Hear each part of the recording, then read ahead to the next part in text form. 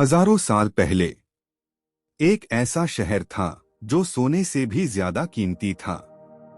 भगवान कृष्ण का शहर द्वारका।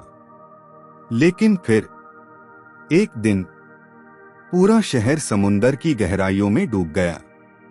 क्या ये सिर्फ एक कहानी है या फिर हमारे इतिहास का सबसे बड़ा सच? भगवान श्री कृष्ण सिर्फ एक भगवान नहीं बल्कि एक योद्धा, एक कूटनीतिज्ञ और इतिहास के सबसे चमत्कारी चरित्रों में से एक।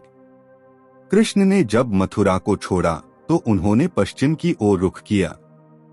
वहां समुद्र से जमीन मांगी और विश्वकर्मा ने बनाई एक चमत्कारी नगरी द्वारका। सोने से जड़े महल, चांदी की गलियां और 900 से ज्यादा भव्य भवन। द्वारका एक स्वप्न नहीं थी, वो उस युग की सबसे उन्नत और दिव्य नगरी थी। लेकिन जैसा हर कहानी में होता है, यहाँ भी आया विनाश। महाभारत युद्ध के बाद गांधारी ने कृष्ण को श्राप दिया, जिस तरह मेरी वंश समाप्त हुआ वैसे ही तुम्हारा भी होगा। वर्षों बाद ये श्राप सच हुआ। यदुवंशी आपस में ही लड़ पड़े और खुद को समाप्त कर दिया। बलराम समाधि में लीन हो गए और कृष्ण अकेले जंगल में निकल पड़े। वहां एक शिकारी ने उन्हें हिरण समझकर तीर मार दिया। कृष्ण मुस्कुराए और धरती पर अपना अवतार समाप्त किया। जैसे ही अर्जुन लोगों को लेकर द्वारका से निकले, समुंदर की लहरें उठीं और पूरा शहर निगल गईं। द्वारका जलमग्न हो गया। सदियों तक ये सिर्फ एक कहानी मानी जाती रही। लेकिन फिर हुआ एक चौंकाने वाला खुलासा।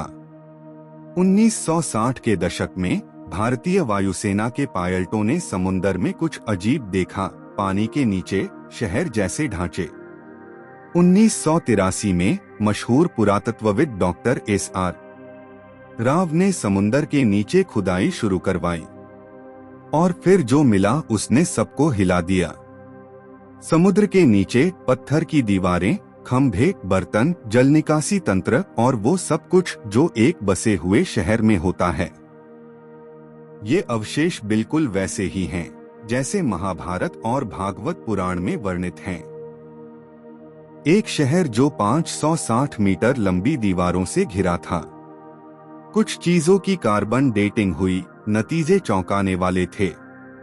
कुछ अवशेष 9000 साल पुराने थे, यानी सिंधु घाटी सभ्यता से भी पहले। कुछ लोग मानते हैं द्वारका में जो तकनीक थी वो इंसानों की नहीं थी। महाभारत में वर्णन है आकाश से उड़ने वाले रथ, तेज रोशनी वाले हथियार। क्या ये एलियंस थे? वैज्ञानिक इसे मान्यता नहीं देते, लेकिन कहानियां लोगों की कल्पना को उड़ान जरूर देती हैं। 2005 और 2007 में भारतीय पुरातत्व सर्वेक्षण और CSIR ने फिर से खुदाई की। बड़ी बड़ी दीवारें, सिक्के, मूर्तियां, सब कुछ समुद्र की गहराई में मिला। इन चीजों का कालखंड सिंधु सभ्यता से भी पहले का निकला, यानी ये भारत का सबसे प्राचीन नगर हो सकता है। द्वारका, चाहे वो धार्मिक आस्था का प्रतीक हो या ऐतिहासिक खोज, एक बात तय है, ये शहर आज भी हमारी संस्कृति की आत्मा में जीवित है। कहते हैं जो समुंदर निगलता है वो कभी कभी इतिहास बनकर दोबारा लौट आता है। शायद एक दिन पूरा द्वारका फिर से सतह पर आए और हमें वो इतिहास दिखाए जो हमने केवल किताबों में पढ़ा है। क्या आपको लगता है द्वारका सचमुच अस्तित्व में थी? कमेंट में बताइए। वीडियो पसंद आया हो तो लाइक करें, सब्सक्राइब करें और अपने दोस्तों के साथ शेयर जरूर करें।